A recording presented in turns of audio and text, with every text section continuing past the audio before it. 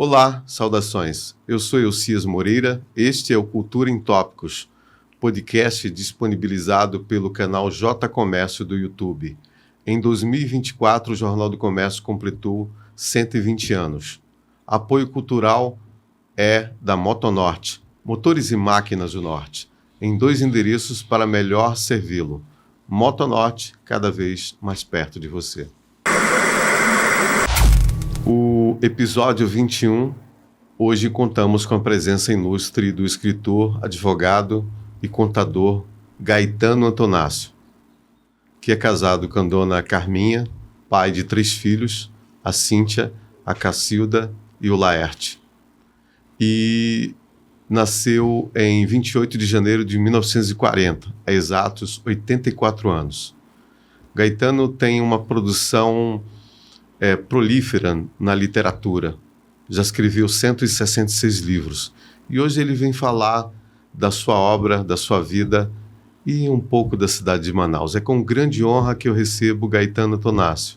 Seja bem-vindo, Gaetano, ao Cultura em Tópicos. Obrigado, Elcias. Eu estou aqui à sua disposição. Realmente, para mim, é um prazer muito grande poder falar alguma coisa, principalmente sobre Manaus, sobre a minha obra, né? Porque eu acho que tudo que eu fiz está valendo a pena. E eu repetiria toda a vida, minha vida de novo.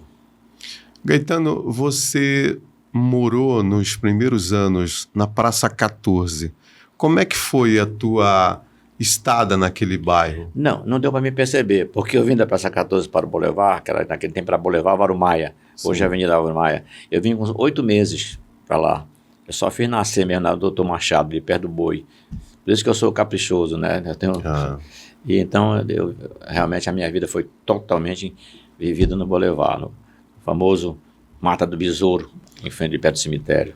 Então vamos fazer uma viagem no tempo, Boulevard na década de 40 e 50.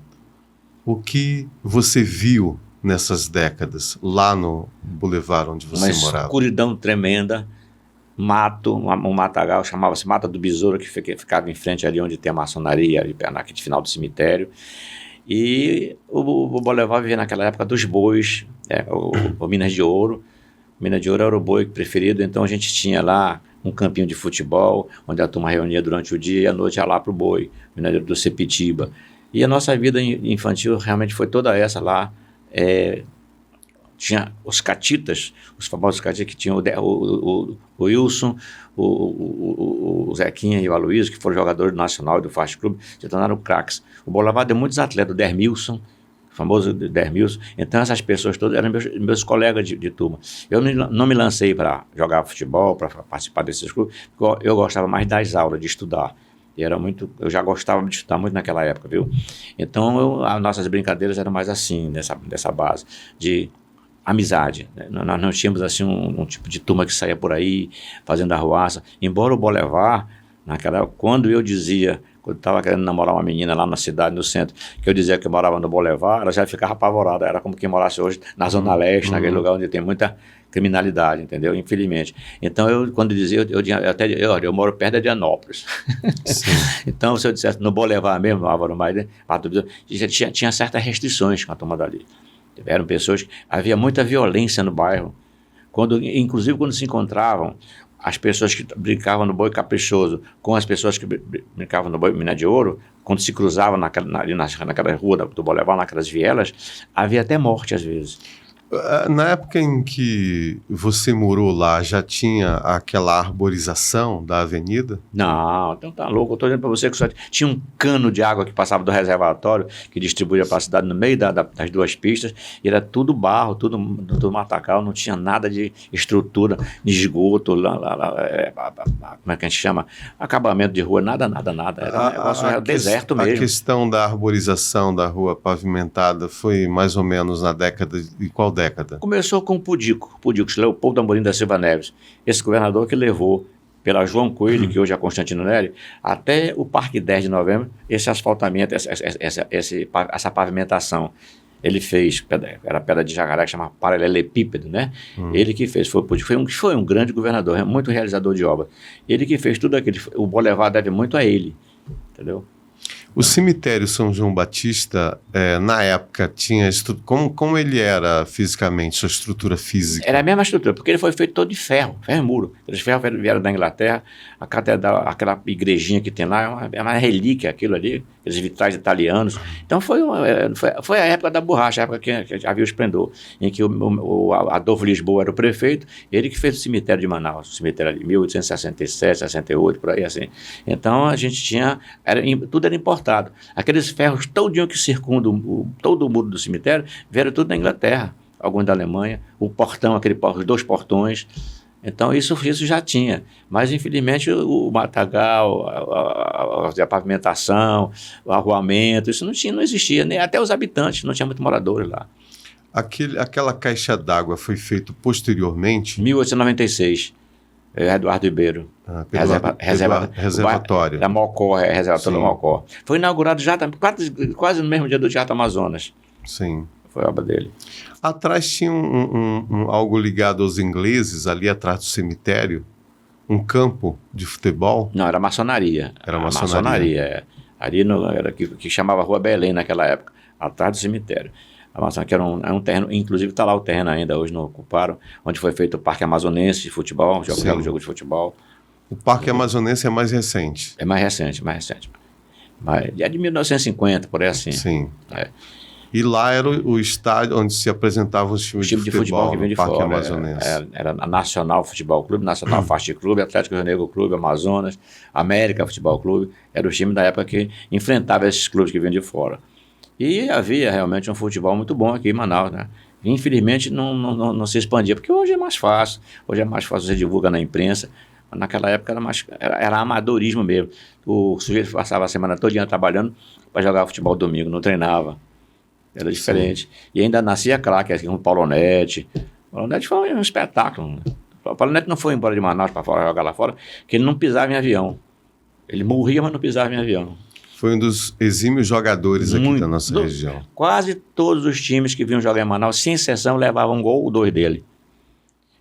Podia ganhar de 11-1 do Nacional, mas o 1 era do Paulo Netti. Espetacular, impressionante. Então você conviveu com exímios jogadores da época. Vivi. O Lafayette Vieiras, que era desembargador, era um jogador, era um meio esquerda famoso, jogava muita bola. Viu? Já tinha isso. Gaetano, seus pais faziam o que ali no Boulevard Álvaro Meu pai era um Maia? pequeno comerciante, a minha mãe cozinhava para fora, por exemplo, quando estavam fazendo aquelas pistas lá, aquela pavimentação no tempo do Pudigo, do Leopoldo Amorim da Silva Neves, a minha mãe cozinhava o pessoal da estrada, para os tratoristas, tudinho, e meu pai era um comerciantezinho que vendia mantimentos, vendia estivas, né? E durante mais de 20 anos ele fez isso. Depois dali nós montamos uma livraria, que ainda hoje está lá, minha filha toma conta agora, inclusive tem uma empresa de festas, agora ela faz festas, vende armazenamentos, vende produtos para festa, né? Caixaria, aquela coisa toda. Mas começou com meu pai ali, que era comerciante. O seu pai tinha um apelido lá, né? Didico. Didico era conhecido por causa do jogo de dominó que está na esquina. Os melhores jogadores de dominó de Manaus iam jogar naquela esquina. Iam apanhar dele lá com a turminha dele. E ganhavam também, mas mais era apanhar. Era conhecido Manaus toda, aquela pontinha. Mais do que o Balalaica. O Didico, famoso. E era um bar e um restaurante que fornecia alimentação. Alimentação também, isso. Ele levou muito... Trambique, imagina. Mas levou mesmo. E a minha mãe aqui ainda ajudava muito, porque ela era mais dura, cearense era rigorosa, senão ele ainda tinha se acabado. Ele era muito bondoso. Meu pai, quando morreu, ali no cemitério, você precisava ver, ninguém passava. Não teve um coveiro que fizesse outro enterro. Todos foram para o enterro do meu pai, abandonaram a outra sepultura. Foi um negócio impressionante. Eu chorava mais por causa dele, comovido com isso. O que gostavam dele ali naquele boulevard. Ele tinha um caderninho onde notava os fiados. Era freguês. Era. Naquela época, essa caderneta era comum nos comércios. Né? Mas ele começou, antes desse negócio, curtir couro. Meu avô, que veio da Itália, tinha um curtume que vendia couro na Rua dos Baréis, e lá na Ramos Ferreira, no buraco, chamado famoso Buraco do Pinto, ele tinha um curtume de curtir couro lá. Então ele curtia couro de cobra, de jacaré, desses animais todos, e fazia cintos, sapatos, e exportava para alemães, para ingleses, para franceses, que eles iam a Manaus comprar lá dele. Era curtume universal. lá na Rua dos Barés, famoso. E o meu avô só andava de linho HJ, de branco, e ele saía da Rua dos Barés até o senador Álvaro Maia, ele ia a pé com a mão para trás, andar todas as tardes para visitar a minha mãe, ele adorava a minha mãe e meu pai. Isso ele fazia, era exercício dele. Ele ia a pé, impressionante. Velho Gaetano. Ele era o Gaetano Antonaccio também. O seu avô? Gaetano Antonaccio. E ele veio da Inglaterra? Da Calábria. Da Calábria. Italiano. A minha avó era de Gênova, E Giuseppina, minha avó. E você sabe os motivos dele vir para Manaus? Da borracha, couro, curtir couro. Ele lá o comércio dele já era esse por lá, ele veio para cá para aventurar. Como os árabes que vieram por causa dos produtos regionais. A borracha, começando por aí. Então, seu avô era conhecido... Ele não veio pelo café, ele veio pelos costumes. A maioria veio por causa do café, a produção de café, e foram para São Paulo. Sim. O meu avô veio para o Amazonas por causa dos couros. Couro. Naquele tempo não era proibido. E como é que ele adquiria essa matéria-prima? Não, ele tinha um pessoal que ia caçar, fornecia para ele. E aí ele tinha um curtume, né, muito bem feito, o curtume dele. Só tinha ele e os Benzecri. Era ele e o Benzecri. Ele fabricava bolsas, sapatos, cintos. E o processo de escoamento de venda, quem fazia? Ele mesmo? Naquele tempo era ele mesmo. Ele mesmo com a turminha dele, aí, tinha alguns vendedores e tal. E tinha loja lá no mercado. As pessoas chegavam, quase não tinha viagem de avião para cá, era tudo de navio. Já paravam na porta dele ali. Gaetano, como é que foi a sua vida escolar? Olha, eu sempre fui estudioso. Eu gostava de estudar. A minha vida escolar, eu devo à minha mãe uma grande parte dela, porque quando eu cheguei para fazer o curso primário, eu cheguei no colégio primário, eu já sabia ler, escrever, fazer contas de somar, diminuir, dividir e multiplicar. Aprendi em casa. E eu sou canhoto. Eu escrevia com a direita e com a esquerda, porque quando a minha mãe ouviu falar que quem escrevia com a mão esquerda desviava um pouco a personalidade, não ficava tão normal. E ela, com medo disso, me obrigava a escrever com a direita. Então ela ficava lá na cozinha fazendo as suas tarefas e ficava de olho. Quando eu passava para a esquerda, ela me dava cocorote para me passar para a direita. Eu aprendi. Mas ela me ensinou essas coisas todinhas. Então, quando eu cheguei para fazer o curso, a minha professora chamou e disse: olha, ele já vai entrar no 4º ano. Ele não vai fazer, porque já sabe ler e escrever. O que é que eu vou fazer com a menina aqui? É do Candário Nossa Senhora do Rosário, que era na Joaquim Nabuco, mas tinha uma filial na Leonardo Malcher, que é a dona Alexandrina Rodrigues Borges, que foi a minha segunda mãe, que me adorava, que me acolheu lá. Então, ela disse: olha, ele vai para o 4º ano primário. E o que é que acontecia? O que é que eu tenho de bravata nesse curso primário? É que quando a turma do 5º ano, eu ia até o 5º ano para depois fazer a admissão naquela época, estava fazendo prova oral, era uma roda de 12, 10 pessoas, ela fazia uma pergunta sobre história, por exemplo, ninguém sabia. Gaetano, você sabe de que aí eu respondia, pegava uma palmatória, dei um bolo em cada um, entendeu? Então isso tudo me passa pela cabeça com muita, vamos dizer assim, muito orgulho, né? Eu agradeço a minha mãe isso. E outra coisa que eu tenho também na vida escolar, foi onde eu aprendi a escrever, a ser sucinto.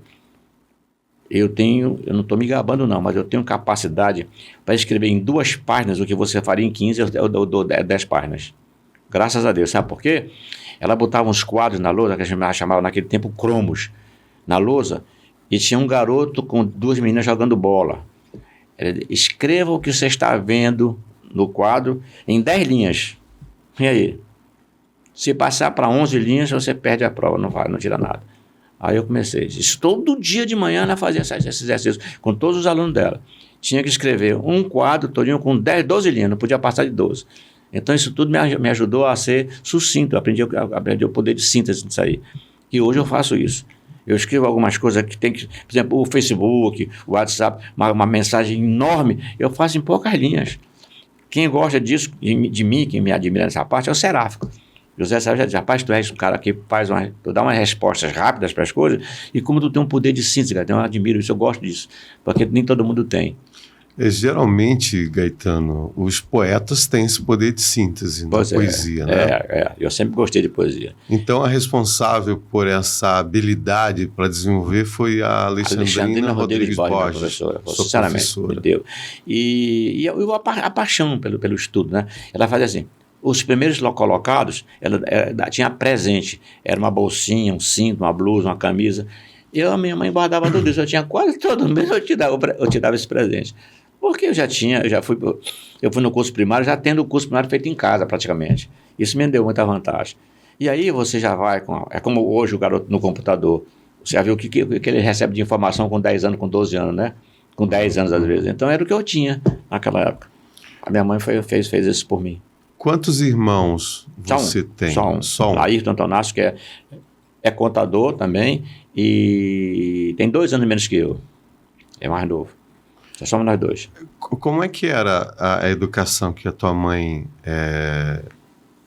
empreendia com vocês? Como é que era? Aqui eu aprendi para passar para meus filhos. Já estamos almoçando na mesa, tem 3 filhos meus, tem uma pessoa mais na cabeceira, eu.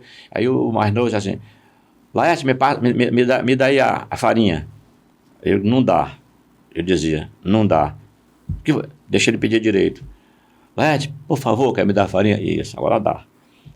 Quando acabava que ele devolvia, não recebe. Falta alguma coisa. O que é que falta? Ah, obrigado. Entendeu? Entrava na casa, ia entrando na porta lá, eu digo, opa, foi que houve? Está sentado, foi que houve? Está faltando. Não vai poder sentar, não. Você não pediu licença ainda, como é que você vai entrar assim? Então, essas coisas que a minha mãe era, com licença, por favor, obrigado. Isso era uma palavra que vivia na minha cabeça, isso, na nossa cabeça. É que onde começa realmente a pessoa a ser educada. E o seu pai, como é que era nesse processo? Mesma coisa, meu pai era mais brabo um pouco, né? Sim. Meu pai ensinava com trampescão. Sabe o que é trampescão? Na Itália? É um sopapo no pescoço para você aterrissar. Eu nunca na minha vida apanhei surra mesmo assim. A minha mãe dava, mas o meu pai não. Meu pai era sopapo. E nos meus filhos, eu nunca levantei a mão para nenhum. Eduquei todos sem bater, nunca bati no filho meu. Mas eu apanhava. Minha mãe dava de chicote, de pau. Até que se ela tivesse um pau na mão, ela batia na gente, era chinelo. E o meu pai era sopapo. Entra. A gente já sabia, já vinha com a cabeça meio baixa. Era assim a educação. Mas, tá aqui vivo, estou bem. Voltava para receber todas essas porradas de novo. E a predisposição, a inclinação para a leitura surge por influência de quem? Deixa eu te dizer uma coisa curiosa. Sim. Diziam para minha mãe, ela teve uma irmã que afetou um pouco, ela pegou a Bíblia para ler, que ler a Bíblia numa semana, e ficou um pouco afetada da memória, aqueles capítulos da Bíblia, leu, a irmã ia quase que enlouquece, ela perdeu, ficou um pouco meio complicada a vida dela. A minha mãe, a irmã mais velha, assistiu isso. Então, quando eu estava lendo muito, eu lia todas as noites. Eu chegava da rua, ia ler. A minha mãe era com vela. Não era quem dera que tivesse esse conforto. Era lamparina ou vela. Então, ela ia no quarto, me dá o livro, pode parar de ler. Aí dormi. Aí, porque ela tinha ideia que se eu lesse muito, eu ia enlouquecer. Porque ela ficou com o trauma da irmã. Então, eu era proibido de ler demais. Eu não li mais livros na minha vida porque eu era proibido da minha mãe de ler tanto, para me parar de ler. Ela ia no quarto me fiscalizar, para mim não ler tanto, entendeu? Era uma superstição que ela tinha e que não sei se me ajudou ou se me complicou, porque eu era para ter lido mais livros, se não fosse isso. Então eu obedecia e era proibido, de tanto gostar de ler, eu era proibido de ler. Mas de onde surge essa influência, essa predisposição? Você poderia buscar nos arcabouços da memória? Eu tinha uns amigos, vizinhos meus, por exemplo, o Nilo Bessa, era gerente do Banco do Brasil. Ele me deu toda a coleção do Malbatã. Me deu de presente. Eu gostava de ler, ele soube que eu gostava de ler, tinha recurso. A gente era uma família muito humilde mesmo. Meu pai era um pequeno comerciante, então eu não tinha recurso. Eu li muito na biblioteca, muito. Eu fui rato de biblioteca. Então, o que é que acontecia? Ele me deu essa coleção de Malbatã, uma coisa maravilhosa que ainda hoje eu tenho. Malbatã era o Meli Souza, em São Paulo, aquele escritor que fazia sobre matemática, Mil e Uma Noite, aquele negócio todo. Ele me deu para ler. Aí eu comecei a me apaixonar pela leitura. E tinha um vizinho na frente, chamado Seu Inácio, era um preto velho, que me chamava para lá para a calçada dele à noite para conversar, para me mostrar no céu a estrela maior, o cruzeiro, eu ficava sendo... E eu me adaptava a conversar com os velhinhos, assim, eu gostava. E isso tudo me deu um aprendizado muito grande. Aí comecei a gostar de geografia um pouquinho, né? História, porque o Seu Inácio, um negão famoso, bacana, simpático, me chamava para fazer... Vem ver, você já viu o cruzeiro hoje? Rapaz, para me olhar, para me descobrir onde era o cruzeiro, até que eu comecei a perceber como era. Úrsula maior, Úrsula menor, ele sabia tudo isso, velhão. Isso tudo foi me desarnando um pouquinho nessas coisas e foi me dando curiosidade para ler sobre isso, sobre essas coisas. Como é que esse velho sabe tanta coisa? Eu não sei nada. Eu ia buscar livros na biblioteca para sobre esses assuntos para ler. Você começa a escrever aos 8 anos de 8 idade. anos, poesia. Meu pai tinha uma mercearia, eu tomava conta. Quando ele ia tomar banho, quando ele saía, eu tomava conta. Aí o que é que acontecia com as meninas que iam comprar picolé, essas coisas? Eu dava para elas. Eu não vendia para ganhar a amizade delas. E lá eu estava fazendo... Eu tinha uma máquina Royal, daquela que você, quando bate a corda da pessoa, pá, pá. Sim. Aí eu tinha uma máquina Royal, que era do meu tio, ele me deu, e eu escrevia as poesias ali. Então, com 8 anos, eu tinha um livro completo. Aí, como eu morava numa esquina, eu botei o nome do livro Esquina onde os Versos Se Encontram. Eu nunca publiquei um livro com esse nome. Está lá o livro. Está amortecido com a minha letra. Esse está inédito ainda. Está inédito, está lá. Esquina onde os versos se encontram. Eu escrevi, deixei lá. O primeiro que eu escrevi foi Sentimento e Sentido, que aí já foi o Rui Machado, me ajudando a fazer a capa e tal. Entendeu? A Dona Micas Modas, que é a famosa Dona Micas Modas, que era costureira de fama em Manaus, gostava muito das minhas poesias. Ela já gostava naquela época das minhas poesias. Com 12, 15 anos eu fazia, né? Ela lia, mas você tem futuro, você mais o que e tal. É só bobagem. Hoje eu lendo, acho que era bobagem, mas ela gostava. Então, sim, elas me incentivaram a publicar um livro. O primeiro livro que eu publiquei foi incentivado por elas. Agora, a tua vida escolar, quais escolas você estudou em Manaus? Escola do Cantar Nossa Senhora do Rosário até a admissão. Depois foi o Colégio Brasileiro. Estou do Colégio Brasileiro, ginásio lá. E aí fiz a Escola Técnica de Comércio Brasileira. Depois foi aí a faculdade, aí vem os cursos. Foi só isso. E ginásio amazonense, eu estudei também o clássico. Sim. Fiz até o 3º clássico na escola estadual. E nessa vida escolar, quais as figuras ilustres que você teve como colega de classe? Como colega de classe, era mais, a minha turma, engraçado, o clássico era mulheres, né?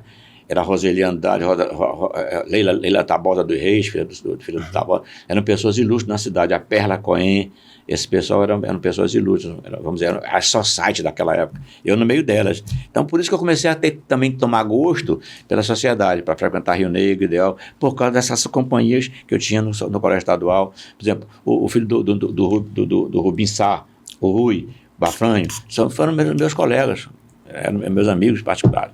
E teve aí a Amazonina, essa turma todinha que está aí, os sessentões, os oitentões da minha época, tudo eram meus colegas no colégio estadual e no ginásio brasileiro. Na época, os pontos de encontro em Manaus eram onde?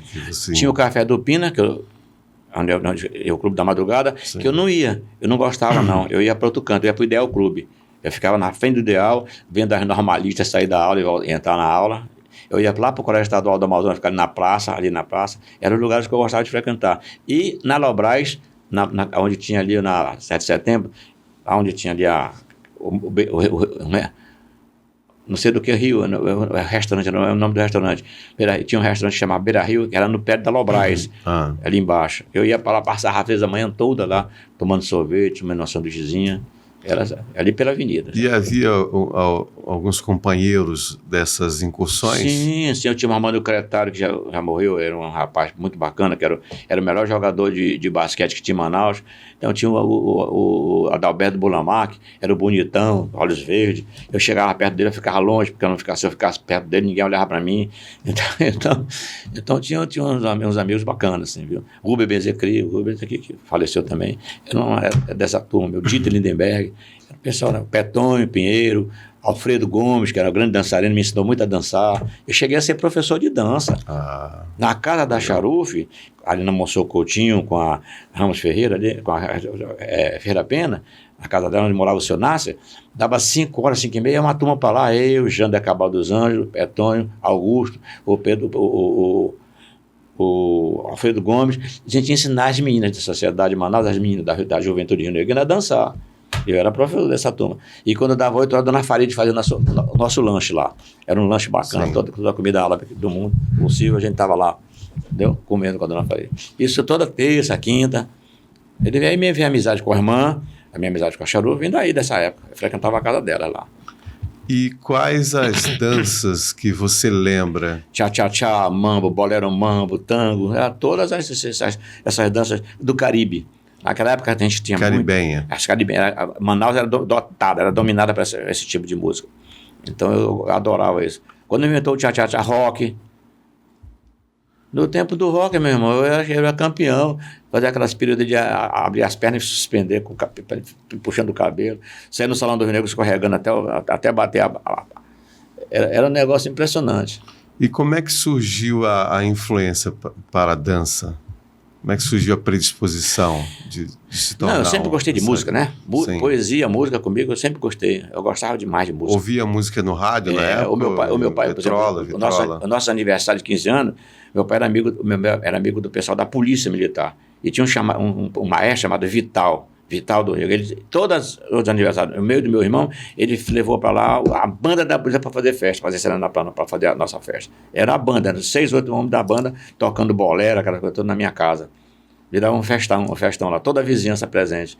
E aí a gente vai pegando gosto por essas coisas, né? Gaetano, como é que foi a sua entrada na faculdade, no curso de advocacia, de direito? Uma coisa bacana foi que eu vi Nissim Benoliel, Dorval Vieiro, famoso Dorval Vieiro, lembra do Dorval Vieiro da Antártica? Que mais, Gaetano? A Nailê Chouan, a René Annan, a Nilziete Melo. Essa turma, o Dorval Vieiro já tinha feito 3 vestibulares ou 4, não tinha passado. O Nissim Benoliel já tinha feito 2, eu era o primeiro que eu ia fazer. Então nós éramos 8, ficava na minha casa de 8 da noite até 1 hora da manhã. O padre Bessa ia lá para minha casa estudar. A minha mãe fazia o nosso lanche e o Gimeraldo Bessa, que era o irmão dele, me ensinava para nós português. Em inglês, cada um tinha seu colégio para estudar e nós nos preparamos ali. Eram 13 ao todo. Todos os 13 passaram nesse vestibular, nesse ano. Até o Duval fez uma festa. O Duval criou uma amizade comigo, por causa disso. Ele já tinha feito 5 vestibulares. Eu tinha perdido o curso de direito todinho. Aí ele fez e passou. Então ele ficou tão meu amigo que quando chegavam as festas do Rio Negro, Réveillon, Ideal Rio Negro, eu não tinha condições de comprar, nem trabalhava ainda, comprar um smoke para ele. Ele me chamava na casa dele, abriu o guarda-roupa, tinha assim 8, 10 smoke. Escolhe aí um para ti para a festa. Entendeu? Chegou a me tremer todo. E aí lá eu ia para o Rio Negro, a lá do Roval Vieira, entendeu? E se tornou meu amigo íntimo, era uma pessoa que me queria bem. Nessa preparação, Gaetano, você ajudava os seus colegas em qual matéria? Não, a matéria que eu estudava, que eu gostava, não é português, né? Eu gostava muito de história. História que eu sou muito bem preparado em História Universal, né? Eu gosto muito, eu leio muito. Eu tenho toda a História Universal na minha cabeça, assim, porque eu tive um professor exemplar, que era o Manuel Otávio Rodrigues de Souza, também se tornou meu amigo, foi prefácio do meu livro dos árabes, então eu gostava do estilo dele, então eu era muito estudioso de história, em português, e eu ensinava alguns. Olha, o Rita Bernardino era tão bacana a amizade do Rita comigo, que ele pegou meu livro de Direito Penal uma vez para fazer uma prova, arrancou umas 5 páginas do livro para colar. Daí no outro dia ele trouxe o livro novo para mim, de presente, mas o que eu dei para ele rasgou todinho para colar. Então era assim as nossas amizades. O Rita Bernardino foi seu amigo de faculdade? Foi meu contemporâneo. Ele participou desses 13 que estudaram? Não, mas aí era o Nissinho, o Doval, eu, a Nailê Chouan, o Haddad, o irmão do Mário Haddad, o mais velho, que já morreu, ele também fez vestibular comigo lá nessa época. Sei que nós fomos 13, todos 13. E o Esmeraldo Bessa era o professor de português e era só português. A gente tinha o professor como é que a gente chama? De inglês, cada um tinha o seu. Agora, você completou esse curso? Finalizou o curso de Direito? Sim. Eu fui um dos campeões, 23 anos. Era bem me formar com 21. Só não me formei porque eu fui para a Petrobras, passei no concurso. Isso é outra coisa curiosa, hein? Que eu gosto de contar. Sim. Eram 51 candidatos e tinha uma vaga. 9 horas da manhã eu vivia preparado para fazer concurso para o Banco do Brasil, que naquela época todo cara que passava para o Banco do Brasil já tinha futuro, né? Era o futuro, era o Banco do Brasil. Sim. Era o melhor emprego que existia. Mas a Petrobras veio e também ficou como um emprego muito bom, ficou muito famosa. E aí eu estava preparado para um concurso do Banco do Brasil. Chega o Armando Cretário, que era meu colega do ginásio Mazan.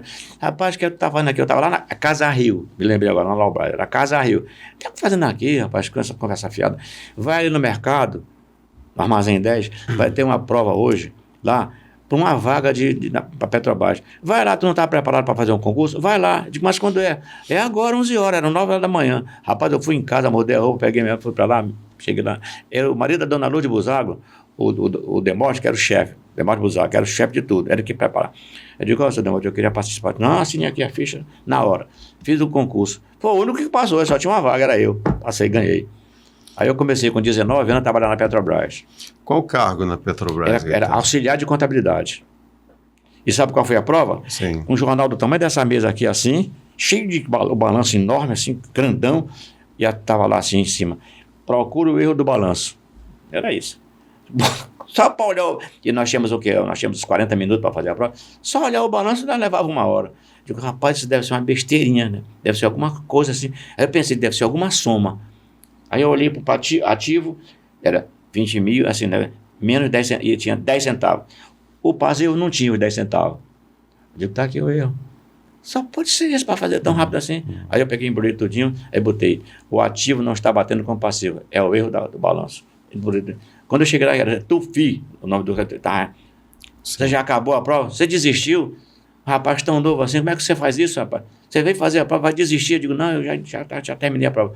Já terminou mesmo? Eu digo, já, senhor, já terminei. Não quero mais. Todo mundo me olhando. Eu fui embora para fora. Rapaz, não era esse o erro mesmo? Aí quando foi 2 semanas depois, a Estrela Boadana, a grande Estrela Boadana, uma mulher bonita, foi na minha casa, eu estava lá naquele negócio da minha marca, fazendo poesia, quando ela chegou, fardada, né? Quem é Gaetano Antonácio? Sou eu. É você? É. Então você pode deixar essa máquina aí, larga essa máquina aí que você tem um negócio muito melhor para fazer.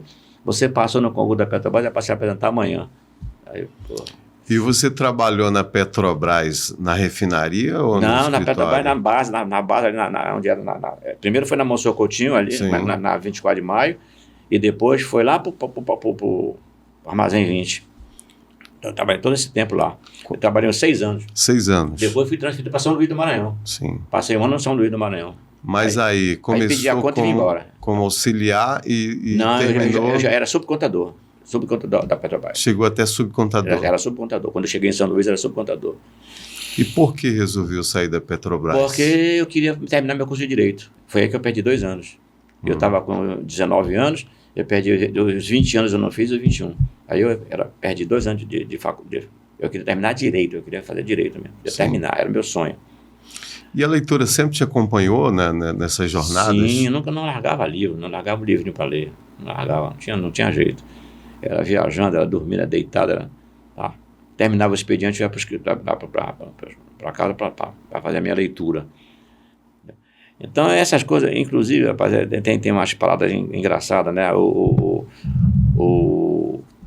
seu Demóstenes Buzago, com a dona Lourdes, né? Um casal bonito, eles eram bacana e tal. Me convidaram para participar lá do Conselho de Contabilidade do Rio Negro, aquela coisa toda. Eu fui me metendo nisso. Aí a dona Isis Falcone também viu meu trabalho de contabilidade, que eu já fazia a balança do Rio Negro. Com 19 anos, eu fazia o balanço do Rio Negro, era feito por mim. Aí o senhor Orlando Falcone me chamou e disse, rapaz, você vai para o conselho. Ah, senhor Orlando, você vai para o conselho. Me meteu no conselho, fui bater no federal. E hoje eu sou da Academia Brasileira. Eu agradeço ao casal Falcone acreditar em mim. Eles eram um casal de contadores. Ele. Ela era secretária exemplar, era professora, muito bacana, professora exemplar, e ele era o melhor contador que tinha em Manaus, o Orlando Falcone. Você ouviu falar? Orlando de Lemos Falcone. Deixou alguma obra escrita ou não? Acho que sim, eu não me lembro agora, mas ele era conhecido no federal, em todos os cursos. Foi professor ou somente contador? Foi professor do Rui Barbosa, professor do Colégio Estadual. Ele era uma figura. Então, ele que me levou para... Falcone é descendente de italiano também? É italiano, é. Então, eu agradeço a esse pessoal. A dona Isa me indicou para o Conselho Federal, lá me aceitaram. Fizeram uma prova comigo lá, aceitaram pelo meu currículo. Então, eu fui muito ajudado, né? É por isso que eu ajudo muita gente. Eu não vou negar. Estou conversando com Gaetano Antonácio, contando as histórias da sua juventude, da sua profissão, as nuances da escrita, da leitura e da profissão. Nós vamos para um rápido intervalo comercial. Daqui a pouco nós voltamos com as narrativas em imagens.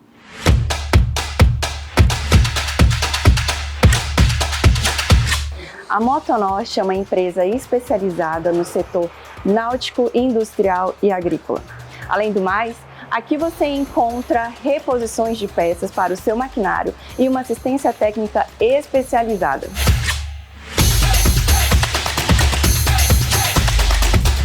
Trabalhamos com os melhores produtos do mercado, como MWM, Stihl, Yamaha, Honda e mais de 500 fornecedores disponíveis para você. Você nos encontra em 2 endereços, Rua Miranda Leão 411 Centro e Avenida Itacoatiara 418 Cachoeirinha. Motonorte, cada vez mais perto de você. Venha para a Motonorte! Esse é o Cultura em Tópicos, podcast disponibilizado pelo canal J Comércio do YouTube. O apoio da Motonorte. Hoje, no episódio 21, para ler e guardar com Gaetano Antonácio, escritor, contador e advogado, que está contando suas histórias reais. Estamos viajando por fatos da Manaus antiga, que o Gaetano se mistura a essa cidade. Afinal de contas, são 84 anos de história, de vida nessa cidade. E segundo bloco, nós iremos narrar através de imagens. Vou pedir para os garotos da técnica de som e imagem soltarem a primeira imagem na tela para que o Gaetano possa... Primeiro, vamos começar da tua direita, a sua... você e sua digníssima esposa. Minha mulher que há 58 anos vive comigo, é a única esposa que eu tive até hoje, e acho que a gente vai até o fim. Isso é uma festa no Ideal Clube. É uma festa, um sábado de carnaval, a rigor, em que nós dois realmente deitávamos e rolávamos no salão. Falar em Ideal Clube, Gaetano, você escreveu um livro sobre o ideal. 100 anos, centenário. Foi uma pesquisa, um ensaio? Uma pesquisa profunda, me deu fungos e tudo mais. Sim. Eu tive que mexer com papel velho, papéis contaminados, mas eu realmente fiz um negócio bacana, né? E reproduzindo algumas atas. E ali o Humberto Figueiredo, que na época era o presidente do Ideal, eu era da Assembleia Geral, então ele me ajudou muito a pesquisar no Ideal Clube. E foi realmente um trabalho muito hercúleo, porque o Genezinho do Braga já tinha feito um começo, e já tinha dado arrancada. A primeira foi com ele, ele fez aí eu segui depois dele, inclusive fazendo o resto todo. Foi mais fácil por isso. Ele desbravou, ele abriu o caminho, o Genezinho do Braga. Essa pesquisa foi baseada nas atas de reunião do Nas atas, depoimentos, o Benjamin Rames deu depoimento, tanta gente que me deu depoimento, muita gente me deu depoimentos, assim, né? Então a gente vai, pega, grava e passa por... Entendeu? O Tribunal de Justiça tinha algumas coisas lá, porque os desembargadores foram todos eles participavam do Ideal, eu fui buscar alguma coisa por lá também nos arquivos deles. Mas que a gente vai buscando, sabe? Não tem jeito, pesquisador tem que ser rato de biblioteca, não adianta. Você fez essa pesquisa pessoalmente? Pessoalmente. Eu tenho algumas pessoas, umas 2 ou 3 amigas minhas, que fazem para mim, eu pago. Elas já trazem um esboço, eu armazeno no computador, porque todo livro é assim, eu armazeno tudo no computador. Depois é que eu vou fazer os capítulos, dividir direitinho, vou fazer os índices, os títulos. Aí primeiro eu boto toda a matéria-prima, fica toda no computador. Eu já boto lá, para não esquecer, para não perder. Depois, então, eu imprimo aquilo e vou fazer, fora aquilo, eu vou fazer a parte toda a diretriz do Você me falou que, além de escrever os livros, você diagrama, faz a capa. Sim, senhor. Faz todo o processo. Índice, projeto todinho, você perfeitamente. As orelhas, as abas, tudo. Faço tudo. Por que essa... Por isso que a Baby gostou de que eu ajudasse ela para que ela fez o dela, que a Baby escreve muito bem, né? Quando ela ajudou, porque ela viu isso, eu já deixava ela quase pronto, o livro já vai quase pronto para a gráfica, praticamente. Por que você resolveu fazer esse processo também? Primeiro para ganhar tempo, depois para evitar muitos erros, ficar só os meus.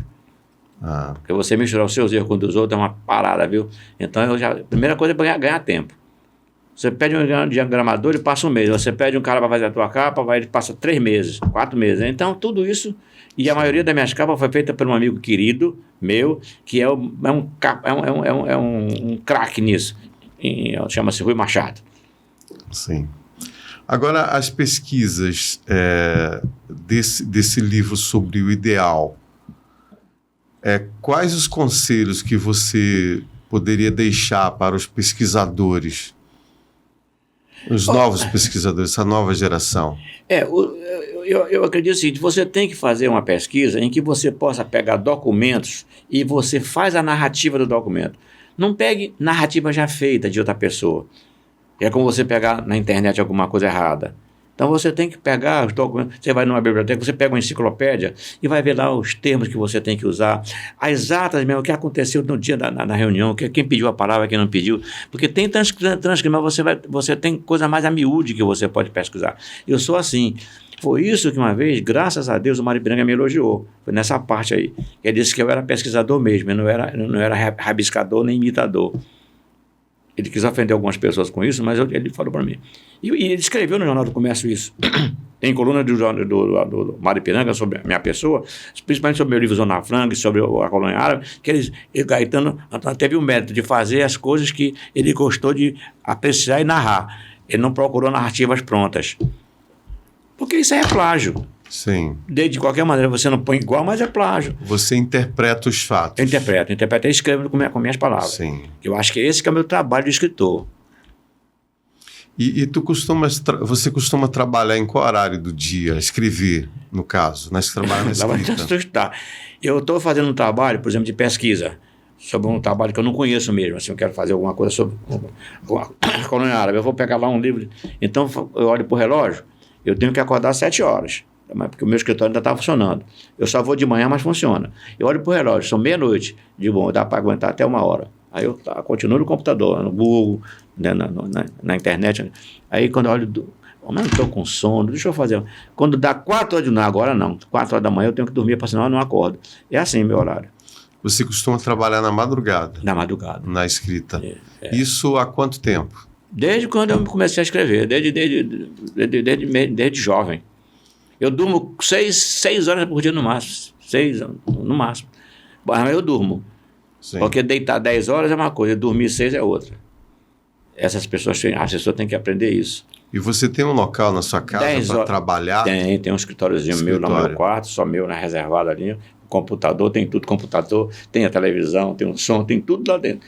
Eu faço pesquisa ouvindo música, ouvindo televisão. Eu aprendi a fazer 2 coisas ao mesmo tempo. Isso é difícil, mas eu aprendi. Às vezes eu estou conversando com você no meu escritório, a minha secretária está lá fora falando alguma besteira no telefone. Quando ela termina de ficar, não, você vai liga de novo, não é assim, você vai dizer, é assim, você estava falando errado. É uma habilidade. Como é que eu É multitarefa. Eu aprendi isso. Ter essa percepção. Aprendeu com quem, Gaetano? Minha intuição, minha necessidade. Sim. De estar prestando atenção às coisas. E o que você ouve quando está trabalhando? Qual o estilo de música? Música romântica. Eu gosto de música só o som. Instrumental. Instrumental. Eu só durmo com música. Eu durmo a noite todo dia, meu som lá está o Bluetooth ligado lá. A noite toda. Entendeu? Você acha que a música é uma fonte inesgotável de inspiração? A poesia, a música, o papo, assim, com certeza. Entendeu? A natureza, não tem dúvida nenhuma. Você olhar o mar uma manhã toda olhando o mar, mas olhando mesmo as ondas, prestando atenção, como é que elas vão e voltam, as cores que elas mudam. Isso tudo é terapia. Isso abre teu cérebro para alguma imaginação, alguma coisa. Ele refresca, ele limpa. Faz uma limpeza. Paisagem, música, o que mais te inspira? Natureza. Natureza. E alguns filmes, algumas músicas, algumas pessoas, alguns fatos que eu leio no jornal. Entendeu? Eu vejo uma reportagem no jornal sobre alimentação e tal, dá uma poesia, às vezes, aquilo ali, sobre o comportamento alimentar do homem. Então existe um bombardeio de inspirações, música, paisagem, cotidiano, não existe um canto preferido. Não existe um canto preferido. Existem os cantos oportunistas. Teve oportunidade para me ver alguma coisa. Às vezes eu leio um artigo no Facebook, um artigo no WhatsApp, aquele artigo pequenininho, mas aí eu transformo no o tema, eu me interesso pelo tema. Aí o conteúdo meu eu dou naquele tema. Eu vou pedir para soltar a mesma imagem para nós prosseguirmos a narrativa agora do canto esquerdo da tela. Ali é o Soca de Bonfim com o Arthur Reis. 2 figuras impolutas. O Arthur Reis, Grande figura. O que você tem de informação dele, de memória? Um homem realista, um homem sincero, dizia o que ele queria dizer para qualquer pessoa, sem se preocupar se ela ia ficar com raiva ou não. Ele dizia o que era verdade, na opinião dele. Ele dizia que o povo amazonense é o povo mais ingrato que existe. Para agradecer é difícil, ele dizia. Era o povo mais ingrato. Você fazia tudo pelo povo amazonense, ele não te agradecia. E o Mário Ipiranga já era o contrário, ele dizia que o agradecimento vem, se não vier para você, vem para alguma pessoa, vem de outra forma, mas vem. Faça, Gaetano, quando você puder fazer, faça. Quando tem de ouvir isso dele, quando eu ia para lá dia de sábado na casa dele, ver ele pintar, ver ele fazer quadro, ele atuar como escultor, eu ia para lá com ele tomar café com o Mário Ipiranga, dia de sábado. Uma vez por mês eu ia num sábado lá com ele. Não deixe de fazer o bem para ninguém porque você não ganhou nada, não vai ganhar nada.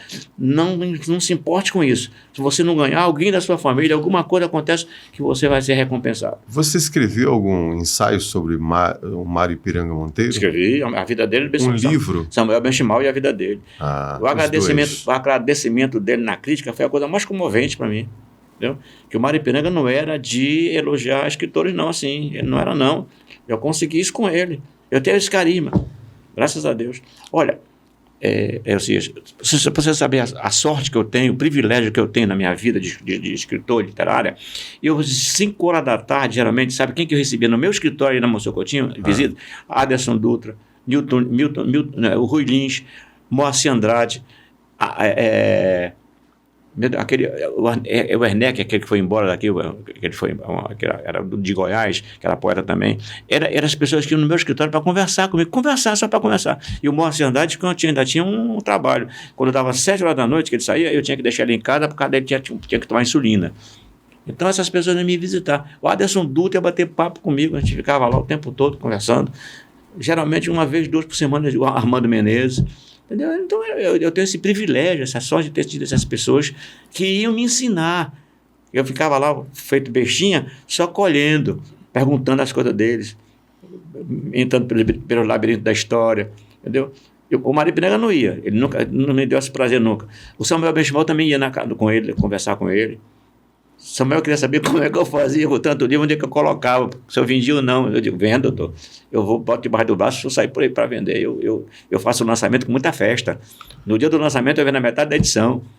O Isaac Newton deixou uma frase, eu acredito que seja dele, que ele foi gigante porque ele estava olhando sobre os ombros de outros gigantes, que era Galileu e outros que vieram antes dele. Né? Então você também teve esse privilégio de conviver com personalidades inteligentíssimas. O Emílio Assu, nos últimos dias da vida dele, toda imposto de renda dele que eu fazia, ele passava 1 semana fazendo imposto de renda comigo lá no escritório. Queria me pagar, digo não. Aí ele me deu a coleção, a obra de Da Vinci, né, a Divina Comédia original, ele me deu de presente. Eu ganhei muitos presentes assim por isso, porque eu não cobrava. Era um prazer, era um aprendizado, eu que devia pagar para eles, entendeu? Então eles iam para lá comigo, eu tinha esse privilégio. Eu tratava muito bem, né? Eu tratava os caras com uma fidalgueira, tinha chá, tinha uísque, tinha café, entendeu? Então, além dos livros, um relacionamento, houve um relacionamento com esses intelectuais de ponta aqui da nossa cidade de Manaus. E eu telefonava, olha, o senhor não veio semana passada, o que foi que o senhor está doente, se o senhor não puder vir, eu vou aí. Aí, não, Gaetano, pode deixar que eu passo aí com você. E eu sempre tive, graças a Deus, né, algumas secretárias bem aparadas, o meu escritório foi sempre dotado, a minha mulher, graças a Deus, ela não me interferiu na minha vida, ela confiou em mim, eu tinha uma secretária bonita e tal, isso tudo era agradável para eles também, ver, atendido por umas pessoas assim, agradável. Agora diz uma coisa, Gaetano, essas figuras, em que momento, em que oportunidade elas te inspiraram ideias? Como é que era o contato com elas e aonde é que você via que você recebia inspiração dessas pessoas através do diálogo? Por exemplo, o senhor Thales Loureiro, que ia no meu escritório me buscar para passear ali pela rua, Marcílio Dias, Guilherme Moreira, né? Ele vivia me dizendo, como é que você faz para vencer na vida? Não esqueça nunca que você tem que trabalhar de sol a sol. Não fique malandro, trabalhe, seja esforçado, se dedique ao trabalho, não se dedique só ao estudo, Porque só o estudo você fica malandro. Se você dedicar o trabalho com o estudo, você fica mais proveitoso. O senhor Davi, ia me buscar também para rodar aquela... O senhor Davi, o velho pai do Roberto, para a gente rodar aquela de tudinho, que eu trabalhava de perto, eu tinha um escritório na Maceió. Eles iam me buscar o senhor Felipe e tal, para a gente conversando na rua. Eles iam conversando. Andando e conversando. E aí, o senhor Davi, nunca pague nada depois do prazo, nem antes, meu filho. Pague sempre na data. Eu tinha um aluguel que eu pagava para ele, eu trabalhava numa empresa que alugava um prédio dele. E chegava dia 25, era o dia do vencimento. Eu ia dia 23, ele não recebia. Não. Hoje você vai tomar um café comigo, vai guardar esse seu cheque aí, você volta. Dia 25 é quando vence. Não pague antes e nem pague depois, pague no dia. Porque no dia que você não pagar um pouco antes, o cara vai lhe chamar de caroteiro só porque você atrasou 2 dias do dia que você não devia pagar. E aí ele vai se abusar de você. Então aprenda isso. É assim, essas coisas isso tudo eu ia percebendo, ia colhendo essas coisas. Isso tudo para um jovem é importante. Você, como um homem rico, é realizado, te diz um negócio, como é que ele viveu, como é que ele estava fazendo na vida dele, você fica, dá certo. Tem que dar certo para mim também, né? Certo. Entendeu? Essas coisas tudo, eu tive essa sorte, esse privilégio de... Porque eu era carismático, eu enfrentava, eu ia para lá com eles mesmo discutir. Eu discutia, se eles falavam algum assunto, eu discutia com eles, pelo que eu já tinha lido. Eu já lia muito, né? Gaetano, você conheceu o Arthur Ferreira Reis pessoalmente? Não, pessoalmente não. Tive uns pequenos contatos, muito rápido, ouvindo ele falar, ouvindo ele dar aula, discurso, mas pessoalmente não fui amigo dele, não. Fui doutor Sócrates de Bonfim. Agora, doutor Sócrates de Bonfim, como é que foi o seu contato com ele? Foi muito bom, muito bacana. Ele não me chamava pelo nome, era meu rapaz. Eu quero falar com meu rapaz aí, chama meu rapaz aqui. Era assim que eu me chamava. Só para te ter uma ideia. Meu rapaz era carinhoso. Era isso aí. Ele chama, Gaetano, vem cá. Meu rapaz, quero falar com você aqui. Aí perguntava como é que ia a contabilidade, como é que o pessoal da Sudam vinha fiscalizar a Siderama, que era contador da Siderama. Ele dizia assim, como é que está preparado, doutor? Fique tranquilo. Só se vê alguma pessoa que queira lhe prejudicar, senão não vai ter problema nenhum.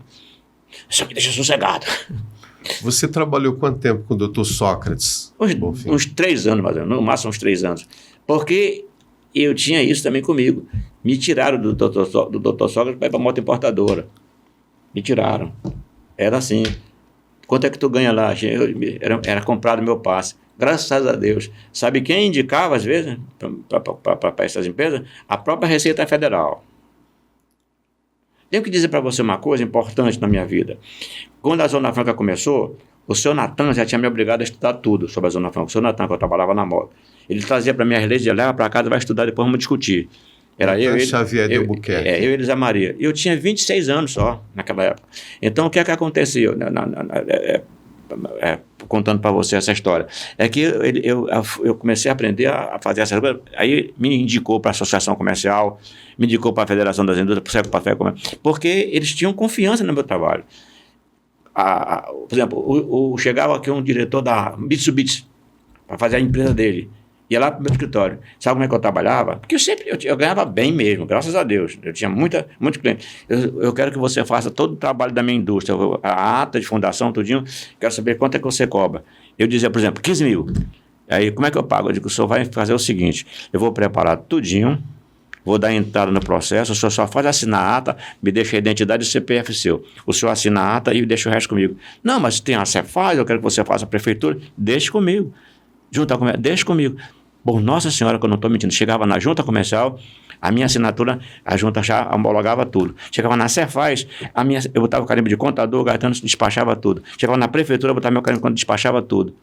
Depois, nem com carimbo, nem com nada, porque começaram a enganar. Começou aquela balbúrdia da Zona Franca, aqueles intrépidos aventureiros. E aí eu comecei a ter, eu só com procuração, só com assinatura do... Aí começaram a dificultar o meu trabalho, por causa dos trambiques que vinham aqui, mas eu sozinho, aí quando chegava no fim, o processo estava todo pronto em cima da minha mesa, botava numa pasta bonitinha,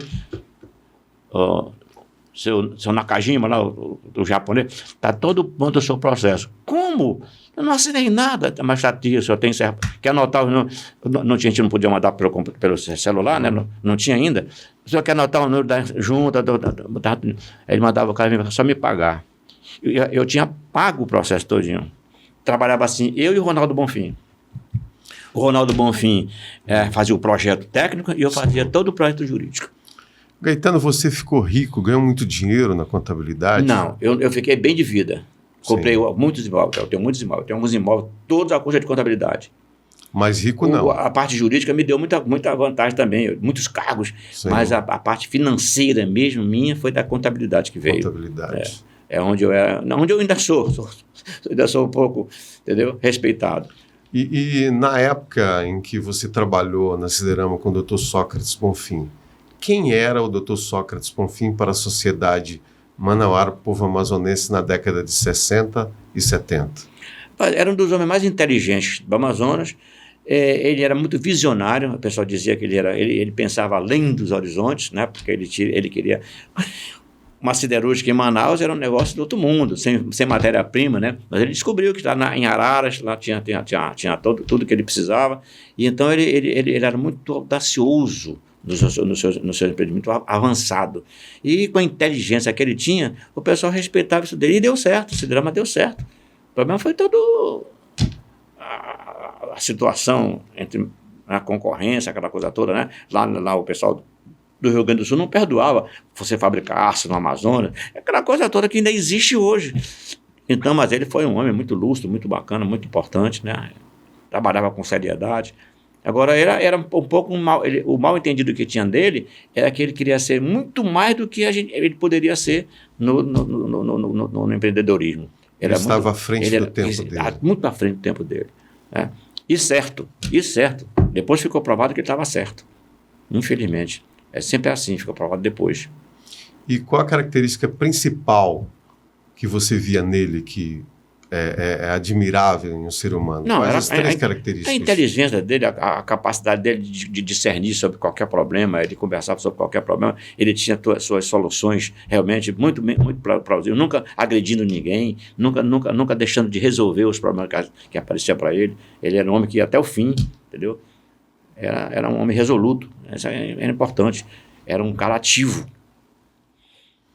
Estou conversando com Gaetano Antonácio, numa conversa esclarecedora sobre a cidade de Manaus, as personalidades ilustres que fizeram a notoriedade, que construíram uma notoriedade para esse estado e contribuíram também para o desenvolvimento da nossa cidade e do nosso Amazonas. Vamos continuar com as narrativas em imagens, vou pedir para soltarem mais uma imagem na tela. Aqui é a Biblioteca Pública. De 1867, poxa vida, a biblioteca. A Assembleia Legislativa ficava aí nessa foto funcionou também? Funcionou aí muitos anos. No lugar da biblioteca? Muitos anos. Depois foi para o Instituto de Educação do Amazonas, foi parar aquele palácio da polícia ali, o quartel da polícia ficou lá também, até que foi lá para 7 de setembro ali embaixo. No Parão do Rio Branco, naquele Na edifício. época em que você frequentou, a paisagem era assim, Gaetano? Ou já tinha mudado um pouco? Já tinha mudado. Aí foi lá quando começou, aí estava muito pelado, já tinha os Benjamin, já tinha algumas coisas aí, né? Você frequentou aí, na biblioteca, como leitor? Muito. Eu era rato disso aí, eu vivia na faculdade de Direito, todo livro todo assunto que tinha, eu ia buscar os livros para poder fazer o trabalho. E lia aí mesmo na biblioteca? Lia aí mesmo, a gente às vezes levava, mas era mais obrigado a ler aí. E muito aí. Eu, Félix Valois Coelho, Machado, Luiz Machado, que morreu também já. Então, isso era um verdadeiro celeiro para nós. Agora, o que representa na tua vida uma biblioteca? Segundo a tua interpretação, ela é símbolo de quê? Rapaz, é o símbolo do ensinamento calado, mudo, que não te preocupa, não te contesta, e que você faz à vontade, o que você quiser. Você vê mentira, vê verdade, você fica à vontade para você o que você quiser. É o local mais silencioso que existe para você meditar, pensar e fazer as coisas. Não existe coisa mais importante do que uma biblioteca. Os livros te ajudaram nessa trajetória profissional e na vida pessoal? Em que os livros te ajudaram nessa trajetória? Como fonte de informações, como fonte de tirar dúvidas. Eu lia 2, 3 autores falando sobre o mesmo assunto, até eu mesmo chegar à conclusão de qual que eu deveria aceitar. Era o famoso ecletismo. Então, lá eu ia ver isso. O que um camarada dizia sobre poesia, o outro dizia sobre poesia, até eu chegar a uma conclusão de que a poesia realmente era importante. Qual o recado que você deixa para a posteridade, para os jovens de hoje, concernente à leitura? Não, que qualquer coisa que se queira fazer, ser um escritor, ser um poeta, ser um historiador, ser um cientista, você tem que começar a procurar as fontes de informação certas e nunca desistir. Porque às vezes você vai ver algumas coisas, desmancha o sonho. É tão complicado, é tão difícil, que você acha que não é para você não vai conseguir fazer aquilo. Não faça isso, não desista. Você tem que dar a volta por cima. Aí que você vai mostrar o seu talento, que você tem capacidade. Não cair no primeiro degrau, já volta para casa. Sobe, limpa o joelho, vai para o segundo, para o terceiro, até chegar no topo. É isso que você tem que fazer. Nunca esmorecer. Você, quem quer, faz. Você se considera uma pessoa obstinada, perseverante? Sim, eu sou perseverante, eu sou insistente. Você nunca diz para mim não, sem me dar uma explicação. Você tem que me explicar por que você está me dizendo que não. Quando você me diz, senão eu te convenço que você tem que dizer sim para mim. Esse é o Gaetano Antonasio, numa conversa esclarecedora e edificante e didática também sobre a nossa cidade, as figuras que permearam não só o imaginário, como também fisicamente a realidade daqui da nossa cidade, contribuíram significativamente para elevar o nível mental da nossa cidade, como tem contribuído até hoje através dos livros. Gaetano Antonasio, que é um escritor que já publicou 166 livros e continua produzindo aos 84 anos, continua vigoroso, e ele vai nos brindar ainda com outros livros aí. Os livros do Gaetano já estão espalhados pelo Brasil, estão ramificados na internet, fisicamente nas bibliotecas de Manaus. Vamos soltar mais uma imagem na tela para prosseguirmos. Aí, Avenida Eduardo Ribeiro. Rapaz, aí você vai aí pegar onde era Acredilar, aí já começaram a ter algumas lojas do seu Natan nessa época. Essa paisagem não era igual, não, do tempo da tua infância. Tinha modificado, não, né? Isso aí foi de 1910, 1912. Mas lembrava alguma coisa? Não. Era bem diferente. Lembrava a ostensibilidade, né? Aí havia bares, assim, na época da década de 40, ainda havia bares. Bar Americano, Bar Avenida, onde você tinha o bife a cavalo, que não era filé, não, era bife a cavalo mesmo. Então você tinha aí os botiquins, onde os grandes intelectuais tomavam o seu cafezinho, tomavam o seu... Entendeu? Aí é o canto das novidades. Isso aí era a esquina das sedas depois foi a esquina das sedas. Sim. Aí era uma loja que vendia sedas importadas. Eu acho que hoje é a CIA aí, né, Gaetano? Hã? A CIA. Hoje ali na esquina, E essa linha, lembra o bonde, né, o burrinho ali para você passear no charrete.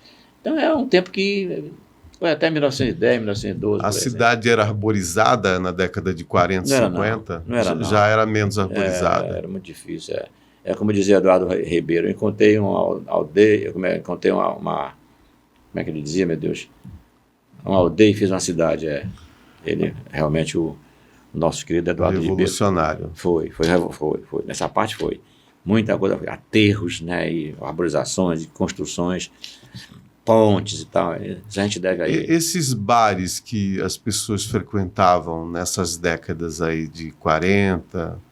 50, já diminuindo na década de 60, como é que eram caracterizados, como era a descrição física desses bares, Gaetano? Não, era o agasalho dos empavonados, dos cidadãos que tinham os anéis de brilhante, que tinham as suas vestes, as suas bengalas com cabo de ouro, que iam para lá fazer refeições, tomar café, conversar sobre cultura, sobre a cidade, e eram os homens mais, os seringueiros, né, os seringalistas, os barões da borracha, eram os homens os importadores, grandes importadores que vinham para cá, e era o lugar preferido deles. Né, a Eduardo Ribeiro era o centro de atração dessas coisas, onde tinha lá o Bar Avenida, o Bar Americano, aquele bilharito, aquela coisa toda aqui, Café da Paz. Entendeu? Isso tudo foram recantos dominados por esses homens, intelectuais. Você queria uma conversa bonita, uma conversa gostosa, você ia para lá, sentava numa cadeira daquela, pedia um bife a cavalo, né? Pedia um sanduíche, como é que a gente chama? Café com leite, uma meota, né? Como é que a gente chama? Meio café, meio leite, que a gente chamava, aquele café com leite que ia misturado. Sim. Você pedia com sanduíche de leitão. Isso era negócio. Você já pegou o final dessa época? Né? Já peguei o final, já peguei o final. Mas chegou a frequentar Cheguei. bares? O bar americano eu era freguês lá. Sim. Aquele bife a cavalo deles eu comia sempre lá. O Bar Avenida eu conhecia a família toda. Quais figuras frequentavam? Figuras ilustres de Manaus, personalidades, nessa época que você frequentava? Rapaz, os desembargadores do Tribunal de Justiça, né? O Gaspar Guimarães, o Abdu Peixoto, a gente passa pela cabeça assim, o Iame Ituaçu, essa turma toda ia para lá, esse pessoal todo, era requintado, era presença ilustre mesmo. Você tinha que respeitar. Tu não chegava lá fazendo zoada, não, tu chegava lá dando bom dia e tirando o chapéu para eles. Nessa época era a época dos ternos e chapéus ainda. Exatamente, era um negócio bacana, era um negócio muito requintado. É uma época que não volta mais, não volta. Isso aí a gente pode ficar certo, tirar o cabelinho da chuva, que essa paz, essa tranquilidade que havia, não tem mais agora. Só está na memória, na lembrança e no coração. Tu já entra num restaurante desse hoje em dia, tu já fica vendo se tu conhece alguém, se tem algum marginal, se tem alguma pessoa de mal encarada, para você então saber como é que você vai se comportar. Isso aí, infelizmente, é a vida moderna, né? Estamos conversando com Gaetano Antonassi numa conversa maravilhosa e uma viagem no tempo, né? Uma viagem de uma Manaus que não existe mais. Está só na saudade e nos livros também. Vamos soltar mais uma imagem na tela? Aí, Matriz, o Centro Histórico de Manaus. A Estação da Conceição, Matriz, o Chafariz, olha só. Tinha um chafariz, a gente levava as crianças para passear aí, era um passeio. Isso era uma atração turística isso aí, né? Uma coisa bonita, bacana de uma se ver. Cidade arborizada com as árvores. Subia aquelas escadarias, descia aquelas escadarias, era um negócio espetacular. As topiaras aí, ó. Essas árvores, né? Muito Você legal. frequentou aí na época da sua infância, né, Gaetano? Com seu pai e sua mãe? Nessa época também? Sim, a gente ia para lá. Aqui para a Praça Oswaldo Cruz, mais para cá, tinha o presépio do Branco Silva, a gente ia para lá ver o carneirinho berrar, a vaca mugir. É um negócio espetacular. Ver chuva. 1960, 1950, você vê chover dentro de um ambiente ali, como se fosse como é que a gente diz? Um teatro, né? Sim. Isso era um cara que não fez estudo nenhum, Branco Silva, só intuitão, o talento dele. Branco e Silva projetou isso? Projetou isso. Essa Todo paisagem. ano era o presépio, né? Vinha gente de fora para ver isso aí. Ele projetou um presépio. Um presépio completo. Lá a na manjedoura Matriz. com o menino Jesus chorava, os anjos cantavam. O Branco e Silva foi o quê? Um pintor, um artista, um escultor. Artista plástico. Um artista mesmo, um artista plástico, de mão cheia. Sim. Entendeu?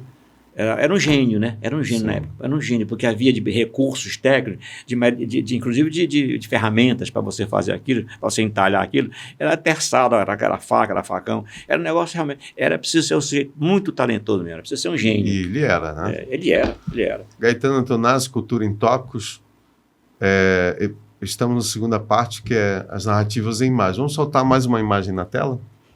Aí, duas figuras ilustres. Guilherme Aloísio, à direita da tela, e à esquerda, Felipe Dal. Vamos começar com... Dois Fidalgo. Esse era o maioral, e aquele lá, ele dizia que ele era o bestalhão. Ele dizia, Gaetano, nós somos os bestalhões da cidade, porque nós temos, assim, a nossa situação toda comedida, né? Nós somos simples, nós somos cidadãos pacatos. Então, na verdade, com essa Zona Franca agora, nós passamos a ser os bestalhões da cidade. Nós somos os bestalhões. O Felipe Dal dizia isso. As pessoas se aproveitam da gente, se aproveitam da nossa cidade, se aproveitam de toda a nossa riqueza e nós ficamos aqui contemplando apenas. Qual foi a sua convivência com o Felipe Dal, o seu contato com ele? Na Associação Comercial. A Associação Comercial passei 40 anos lá com convivência com o Felipe Dal, a miúde. Me apoiou na minha gestão. Chegou e disse que nunca viu uma pessoa jovem, quando eu era jovem, gostar tanto de uma entidade como eu gostava. Você gosta, Gaetano, você vai lá, você vai longe. Eu cheguei a presidente, né? Só que quando eu era jovem mesmo, quando eu tinha 19, 20 anos, eu passava em frente ao prédio da Associação Comercial, olhava, eu ia entregar despachos debaixo do braço, sólido, eu ia entregar para os comerciantes ali, que eu vinha dali da moto importadora para entregar, eu olhava assim, tipo, um dia eu ainda vou ser diretor desse negócio aqui. E eu dizia para mim mesmo, um dia eu ainda vou ser diretor, por que não? Vou me esforçar que eu vou. E aí foi presidente, fui diretor durante 40 anos ali. Ainda teve essa convivência estreita com o Felipe Dal. Ainda sou diretor, eu sou membro do Conselho Superior, né, da Associação Comercial, é uma honra, uma honraria. E contribui muito para cá. O seu contato com o Guilherme Aloísio, como é que se deu?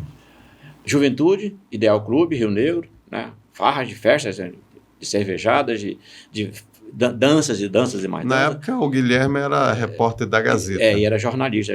E eu já escrevia para jornal também. Sim. Então a gente se encontrava só para conversar sobre essas coisas, sobre sociedade. O Guilherme era um bonachão, era um homem muito educado, muito finíssimo trato, né? Ele eu nunca vi o Guilherme com raiva. Teve certas ocasiões que eu ainda quis assim, empurrar ele, derrubar a cerveja em cima dele. Para ver se ele ficava com raiva. Para ver se ele continuava sem ter raiva. Não ficava. Ele era impressionante. E o sorriso largo dele, o sorriso franco dele. E chamar todo mundo de maioral, chapa. Quer dizer que você desafiou o Guilherme e se ele saía do sério, não conseguia. Não conseguia. Impressionante. Sim, pode continuar. Não, eu era o aparo dele na Siderama. Ele era o diretor financeiro, o Dr. Sócrates, presidente, e eu era o contador. Então, quando chegava alguém que não queria receber, Caetano, segura esse cara e não deixa ele entrar. E aí... Você segurava. E eu segurava. E qual a lembrança de Guilherme Aloysio na tua vida? O que você lembra dele, de boas histórias? Não, só essas coisas mesmo. A gente conversava muito, a gente tinha um relacionamento importantíssimo, um relacionamento cultural, de jornalismo, assim, ele era muito... escrevia bem, né? Então, isso tudo foi um pioneiro nos sindicatos de jornais aqui, ele que criou aqui em Manaus, o sindicato de jornalistas, defendeu a classe, foi um dos primeiros que se levantou a favor da classe, ele, o Herculano Castro Costa, o Felipe Bidal mesmo, então, o Milton Cordeiro, eram os brigões pela profissão. Eram os homens que eram esteiros, seguravam a gente aqui, esse pessoal. Esse é Gaetano Antonácio contando as histórias da cidade de Manaus. Esqueci, um grande homem. E a gente vai prosseguir. Vamos soltar mais uma imagem? Aí, aqui, ó. Vamos começar aí com o Bernardo Cabral, meu padrinho, à direita da tela. Meu padrinho cultural. Esse homem aí, para mim, é um exemplo de vida, né? Fui agora, mês passado, lá com ele, tirei fotografia de braço dado com ele. A gente morrendo de inveja por causa disso, nós dois de braço dado, lá na Confederação Nacional do Comércio. Ele é diretor jurídico. Você escreveu um livro sobre ele, que esse duas edições já. Duas edições já. Foi o primeiro que escreveu sobre ele. Isso foi um ensaio biográfico? Foi o primeiro que escreveu sobre ele. Foi a primeira biografia no Brasil sobre o Bernardo Cabral foi esse livro aí meu. Depois vieram outros. Tem a segunda. Depois vieram outra. Aí começou a vir, né? Assim. Foram depoimentos, foi pesquisa? Como é que foi o processo? Toda a vida dele parlamentar, toda os discursos dele, está tudo aí. A carreira dele, desde quando ele começou a ser advogado, quando ele advogou contra o criminoso que matou o irmão dele, está tudo no livro, a história completa. E como é que você conheceu o Bernardo Cabral, Gaetano? O Bernardo Cabral, ele frequentava muito alguns lugares que eu também frequentava. E aí começou a nascer amizade. Ele começou a conversar comigo, começou a gostar e tal. E aí nós começamos a manter um relacionamento de correspondência. Eu passei a mandar todos os meus livros para ele, e ele lá fazia o aparato, mandava alguma coisa para mim, e nós nos correspondíamos a miúde. Então eu tenho uma pasta, ou duas pastas, só com cartas dele. E ele era como o seu Natan também. Nós tínhamos Xavier de Albuquerque. O seu Natan, eu tenho umas 5 pastas só com carta do seu Natan. Carta do seu Natan para mim, sobre a minha vida cultural, elogiando, me estimulando. O seu Natan lia meus livros no carro quando ele ia para o trabalho. Ele telefonava para mim dizendo: estou lendo seu livro de anedota aqui, olha, Gaetano, estou morrendo de rir aqui atrás no meu carro por causa de você. Você é culpado se o motorista bater meu carro por causa da sua... Era assim que a gente vivia com esse pessoal. Solta a outra imagem, a mesma imagem que vamos... aqui, aí seria a medalha da Oceana. Como é que foi concebida a ideia de fundar a Associação dos Escritores, Gaetano? É que eu comecei a perceber que aqui em Manaus já tinha uma pleiade de professores, de cientistas, de historiadores, com uma capacidade intelectual muito grande. E não adiantava você querer ir para a Academia Amazônia de Letras, para o IGA, porque não tinha vaga. As vagas já estavam todas preenchidas. Só quando morria que entrava outro. Rapaz, Manaus cresceu tanto na cultura, está na hora de a gente fazer uma nova academia aqui. Mas tem que ser uma academia para valer. Aí eu comecei a estudar com calma e fui no modelo da Academia Francesa de Letras. O estatuto dela, peguei tudinho. Alcear tem um simbolismo na Alcear. Aí então eu comecei a chamar desembargadores, Rui Lins, que era meu amigo, Armando Menezes, já da outra academia, mas que pessoas que podiam me ajudar. Aí eu fiz uma equipe de 30 pessoas, 30 nomes renomados, pessoas que não precisavam mais estar pedindo nada dos outros, só tinham a oferecer. E eu convidei todos para fazer uma academia. Eu queria fazer essa academia. Aí eu disse, olha, já tem a sede, já tem tudo e tal. Conclusão, quando todo mundo aceitou, nós inauguramos lá no Estúdio 5, com que o Felipe Dal era o sócio honorário, o Milton Cordeiro era diretor da academia, nós fizemos lá. E aí já está fazendo 25 anos. É 25 anos agora, em setembro passou. 25 anos que nós fundamos isso. Aí a academia começou a deslanchar, não teve, só desembargador deve ter uns 5 desembargadores na academia. Depois tem professores, cientistas, né? Porque era a Academia de Letras, Ciências e Artes. Então eu fui buscar ciências e arte para botar. Eu fiz uma mestra, não é como a Academia Armazém de Letras, só tinha escritores. Eu abrangi mais. Porque como é que você pode fazer uma academia se só quem escreve é que é inteligente? Sim. E um cientista que faz, como o Anel Basturida, que era uma pessoa, tinha umas teses, inclusive, foram defendidas lá fora, a Marta Falcão defendeu as teses dela lá fora. Essas pessoas também merecem a academia. Com certeza, então, reconhecimento. Eu fiz uma academia abrangente, deu certo, aí no discurso de inauguração, que, modéstia à parte, é um belo discurso que eu fiz, eu passei quase 2 meses preparando o discurso para fazer, o discurso que é uma academia, por que ela vem, por que ela nasce, qual é o proveito que as pessoas têm numa academia. Se ela souber descer os seus degraus para chegar ao povo, para chegar aos jovens, ela vai fazer realmente um trabalho de muita importância na sociedade. Isso tudo eu fiz lembrar. Uma academia não nasce só para o acadêmico, para o intelectual. Ela nasce para servir a sociedade. Ela tem que se aproximar, ela tem que descer os degraus para vir até embaixo, para pegar o pessoal, para o pessoal saber o que é uma academia. Estamos conversando com Gaetano Antonássio, infelizmente chegamos ao final do programa. Eu vou pedir as considerações finais do Gaetano. Por favor, Gaetano, suas considerações finais. Bom, eu fiquei muito feliz de ter dado essa entrevista para você, relembrar alguns tempos maravilhosos que eu tive na minha vida, pessoas que realmente são a razão de eu estar hoje aqui, a começar pela minha mãe, meu pai. Então isso tudo foi muito importante para mim poder realmente reviver essas épocas boas. E eu gostaria de passar para os jovens uma mensagem que leiam, leiam e escrevam, não esqueçam um pouco que o computador é confortável e tal, mas lendo e escrevendo é que vocês vão designar a mente de vocês. A mente de vocês precisa disso. Não fiquem vendendo a mente para a internet, vendendo a mente para os vídeos. Vocês têm que criar também. Então você só pode criar se você tiver imaginação, se você fizer a sua mente funcionar. E a mente só funciona se você tiver muita leitura, muito conhecimento. Adquira conhecimento e aí depois você faz o que você quiser. Mas primeiro pense nisso. E se você tiver talento para escrever, escreva. Se você tiver talento para ser cientista, vá ser cientista. Se você tiver talento para ser professor, vá ser professor. Mas em cada área que você for, seja o melhor que você puder. Conversei com o Gaetano no Cultura em Tópicos 21. Chegamos ao final. Quero agradecer a presença ilustre do escritor e advogado e contador Gaetano Antonássio. Quero agradecer ao Guilherme Leonardo, na equipe de técnica de som e imagem. Agradecer Motonorte pelo apoio.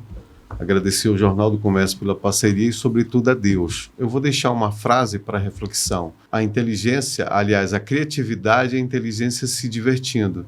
Essa frase é de Albert Einstein. Tenha uma ótima semana.